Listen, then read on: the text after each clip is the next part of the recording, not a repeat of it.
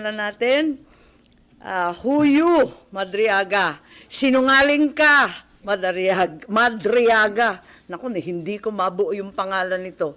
At ang lahat ng gustong marinig at pakinabangan ng mga kasinungalingan mo ay may naghihintay na kwarto sa impyerno. Ako, bilang senador at kapatid ni Bonget, 10 ng mga tunay na nakakaalam ng pangyayari ay may moral na pananagutan na pabulaan at itama ang nakakasukang kasinungalingan ni Madriaga. Inuulit ko, sinungaling ka, Madriaga, at hindi ako papayag na gamitin mo at ng mga kasamahan mo ang oras, ang espasyo, ang dignidad ng kahit na anong opisina o sangay ng gobyerno. Isasalaysay ko ang mga pangyayari noong 2021, ang tunay na pagbuo ng unit team. Maraming nagtatanong, maraming naghahaka-haka, higit sa lahat, may nagsisinungaling diyan sa Kongreso. So unang-una, no such thing as yung mga term, ano ba yan? Paghahati ng term, ano ba yun? Sinabi na meron daw alyansa and magte-term sharing. Nako, talaga naman kasinungalingan yan. Okay, na next slide na tayo. Ang unang pagtitipon at pag-uusap tungkol sa Vice Presidency noong May 29, 2 days before the birthday of our VP then. Nag-lunch date kami sa Primus Bistro sa Davao. Naalala ko pa kasi bago eh. Tapos, first time na nag-usap ng matagal-tagal si Bongbong at si Inday Sara. Tapos nag-greet kami at syempre nagpahaging kami na kung maari si Bongbong na ang maging VP ni Inday Sara. Kasi alam naman natin na mamayagpag sa lahat ng survey si VP noon, Mayor Inday siya, bilang presidential bet. Ika nga, walk-over sana. Kasi nakaupo pa yung tatay niya at napaka-popular niya mismo. Ngunit noong August 5, maalala ninyo, sinabi ng PDP Laban, ine-endorso si Bongo and Rodrigo Duterte as VP. Yun ang official statement. Pero ang walang hiyang Madriaga na yan, ang sabi a few months before November 21, nakumbinsi ni Bongbong si PRRD na si Inday ang maging VP sa kanya. Hindi ko talaga maintindihan ang pinagsasabi niyan. Maliwanag na ang PDP may sariling lakad, may sariling mga kandidato, hinding-hindi si Bongbong. Nag-umpisa kami mag-usap-usap sa isang GC noong September 7. Nag-uusap na kami, pero nag-decide ako, mag-GC na tayo. At sa awa ng Diyos, kahapon, sa yamot ko, sa inis ko, diyan sa sinungaling na yan, na hanap ko ang aking lumang cellphone, andito. At as usual, Samsung na may note, at nakita ko yung aming pagte-text, yan, nabuo ang isang grupo, kasama ng ilang kamag-anak, na kamag-anak rin ni Inday, kamag-anak rin namin. Makikita nyo, September 8, dineklara na God Duterte na ang standard bearer. Walang Bongbong, walang Sara. Ang sinungaling talaga. Pagkatapos, September 10, sabi nga, duda na si Presidente o si Sara ay tatakbo. Sinabi ni Mayora noon na silang mag-ama may deal. Isa lang ang tatakbo sa kanila sa national. Hindi ko maintindihan ang mga claim nitong taong ito. Tapos, in-endorse, September 19, magulo. Magulo talagang panahon na yun eh. Si Pacquiao naman ang in-endorso. September 28, nag-usap-usap kami sa bahay. Andyan si Bongbong, yung kamag-anak namin, si Mike Acevedo Lopez, kamag-anak namin ng mga Duterte. Hindi ko maintindihan, may lola yung nanay ko na lola rin ni PRRD. Ang sabi, Bongbong will file. Ako to, text ko to, nakita ko eh. He will file October 6 as instructed. Pero sana somebody will file as his VP. Kasi nakakatawa naman, walang katandem. Yun ang pinapaliwanag ko kay VP Sara Mayora noon. Still hoping you will run and he will slide down to VP ASAP.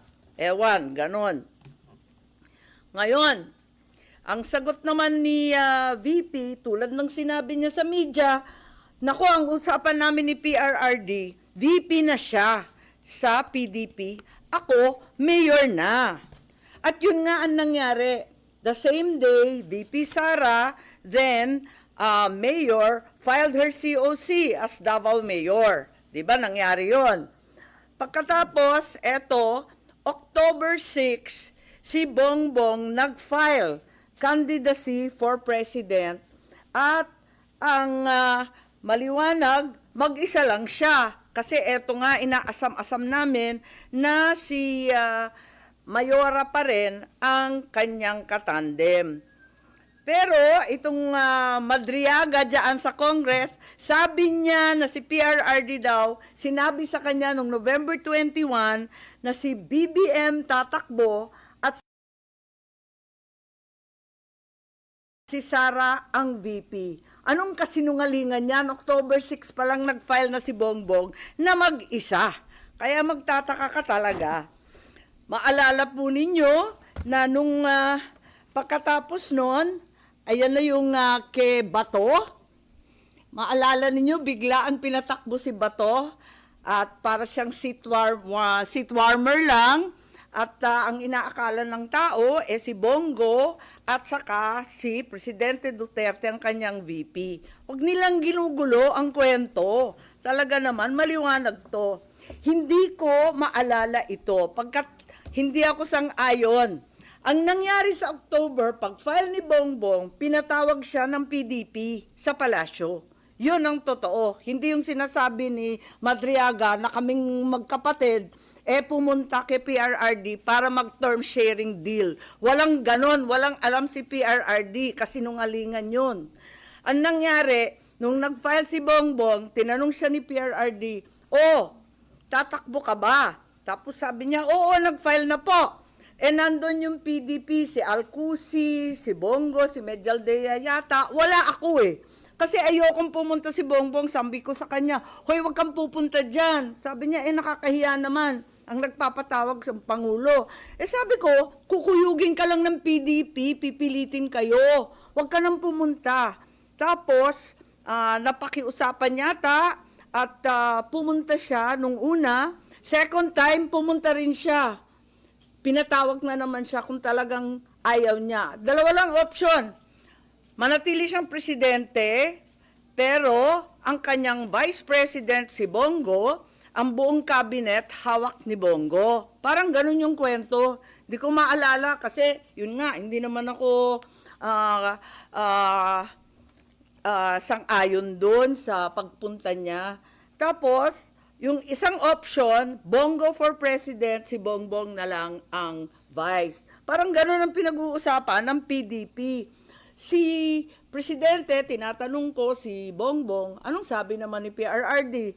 Sabi niya, wala naman sinasabi masyado, sinabihan na lang akong good luck kung tatakbo ka. Parang ganun. Sabi ko, umuo ka ba o hindi? Sabi niya, ano pang gagawin ko? Di umuo ka. Wala naman siyang imik. Later on, ang pagkasabi ng mga PDP, parang nagkasundo na daw sila ni Bongbong at naon raw sila. Pero wala ako doon. Kwinento lang ni Bongbong, pagkatapos ng meeting niya, pumunta sa bahay namin. Ngayon, tuloy-tuloy, porsigido pa rin ako na si VP Sara ang maging katandem ni Bongbong. Kinukulit ko siya. Tapos, nung bandang October 27, kasi nga nabalitaan na pinapatawag ng PDP si Bongbong, nagtatanong, sure ka ba na aatras si BBM sa PDP talks? Ayan, andito sa telepono ko. Andyan, nakikita ba? Ayan. Oo nga, grabe sa media. Hindi ko naman iniinsulto yung PDP, pero tapos na yung mga salita-salitang ganyan. Tapos, ang sabi ni Mayora noon, duda ko mahina akong vice president. Sabi ko, mahina kang vice president kasi gusto naming lahat president ka. Magpa-survey ka. Kaya nahanap ko nga, andito pa, pinaprint ko ulit yung mga survey. Nagpagawa pa siya ng survey. Hirap na hirap nga kami magpa-survey pagkat eto nga, talagang undas nun eh. All Saints Day noon, ang hirap maghagilap ng tao, pero kahit papano nakapag-produce kami ng survey at nag-presentation noong November 3 na tama nga ang kutob niya, mahina siya bilang vice-presidente kesa sa presidente. Kasi na-disappoint yung mga Sara All. Alam naman natin yon. Pero sabi ko, malakas ka pa rin, walang tatalo sa'yo. At yun, panay ang usap namin kung anong gagawin, kung anong dapat.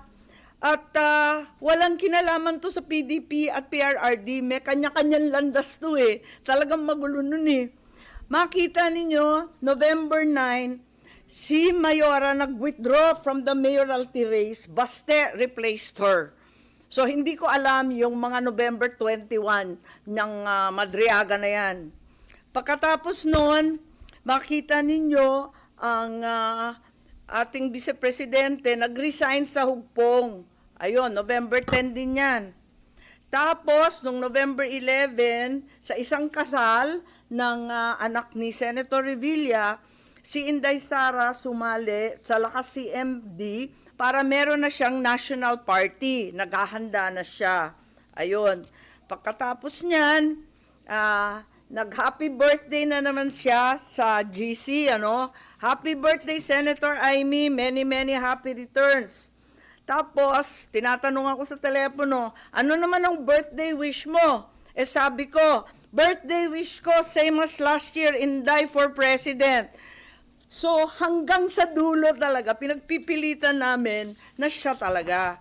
Ayun. Tapos, November 12, ang liwanag naman ng statement ng aking kapatid, no to possible term sharing. Kaya tumigil ang mga nagchichismis ng kalokohan. Bakit magti-term sharing? Pinipilit nga namin na yung buong term, ang pagiging Pangulo, para kay Inday. Makikihati pa siya. Saan naman kalokohan ng galing yon? This is not a good formula for stability. Tama yon. And the reason why 6 years is there is for the policies of government to continue. Ayan continue. And if we change government, magkakagulo. Ayan. Yan ang statement ni Bongbong, November 12. So, hindi ko maintindihan saan nagmula yan term sharing na kabulastugan na yan. November 13 pa, Go takes over as PDP laban presidential candidate. Talagang walang kinalaman sa PDP, walang alam ang dating Pangulo. Ayan, November 14, very publicly, pikon na pikon si Presidente at hindi niya alam ang pangyayari. Kasalanan po namin yon. Sara did not consult him on her 2022 plans. Sasabihin ko ang rason, di ako makasuporta. Ayan, binabanatan na naman niya. Kita naman natin November 14 na yan. Ewan ko kung saan yung kasunduan na pinagsasabi na kinumbinsi ni Bongbong o kinumbinsi si Bongbong, pati yung sinungaling, nagkabulbul na. I'm sure yung pagtakbo, desisyon ni na Bongbong. Totoo naman, ang kulit-kulit kaya namin. Tapos, November 16, sabi ni Nograles, wala nang Duterte go. November 16 din, talagang nag-iisip na kami ng kampanya kasi pumila na eh. So doon sa group chat, makikita ninyo, I like unity, power tandem yan. Sabi ko, uniteam. Tapos sabi, only team. Okay, ilabas ko na to. Uniteam na tayo. At doon nagmula yung uniteam, November 16. Okay? So, hindi ko maintindihan yung November 21, nangangampanya na by November 21. Nako. Pero, hindi pa rin napapawi ang galit ni PRRD November 18, bumabanat pa rin kay Bongbong. Asan ang pagkakasundo dyan? Tapos tuloy-tuloy na po, November 21, nasa Davao, nasa Mindanao, November 25, tuloy-tuloy na yung mga partido na sumapi. At finally, matagal to December 14, tsaka lang nag-withdraw at umatras si Bongo bilang presidente. Kaya gusto ko lang itweet itong mga kabuktutan na mga ito at sasabihin ko lang na pawang kasinungalingan ang pinagbibitaw ng Madriagang yan. Kung meron mang itinuro ang kasaysayan sa isang Marcos katulad ko, yun ay maging tapat sa bayan at sa iyong prinsipyo. Hindi nila kayang sirain si Inday dahil hindi siya gumawa ng ikasisira ng kanyang pangalan. Kaya gagamit sila ng taong wasak na ang pagkatao para subukan wasakin din ang vice-presidente. Oo, inaamin ko, ginamit ako at naging kasangkapan ng isang gobyernong taliwas ang pamumuno sa uri ng serbisyong bayang iminulat sa akin ng aking ama. Ito ang gobyernong nangako na pagpapatuloy ng nasimula ni PRRD, ni Presidente Rodrigo Roa Duterte. Ngunit naging simula ng pagbagsak ng ating bansa. Kahit kailan, hindi ko kinonsinti at wala akong balak konsintihin ang kapatid ko. At kahit kailan, hindi rin naman ako tatahimik. Hindi ko hahayaang harap-harapan magsinungaling ang isang tao para matupad ang ambisyon ng iilan at tuluyang mailibing ang ating bayan. Sa korupsyon, sa kasakiman, sa walang saysay na pamumulitika kahit ngayon sa harap ng malupit na krisis. Bongbong, Pangulong Marcos, alam mo ang katotohanan. Andun ka, magkasama tayo. Kung hindi mo ito ipinag-uutos, walang dahilan para hindi mo itama ang kasinungalingan na ito. Huwag mong konsintihin ang mga politikong ginagamit ang sinungaling na si Madriaga. Yun lang po.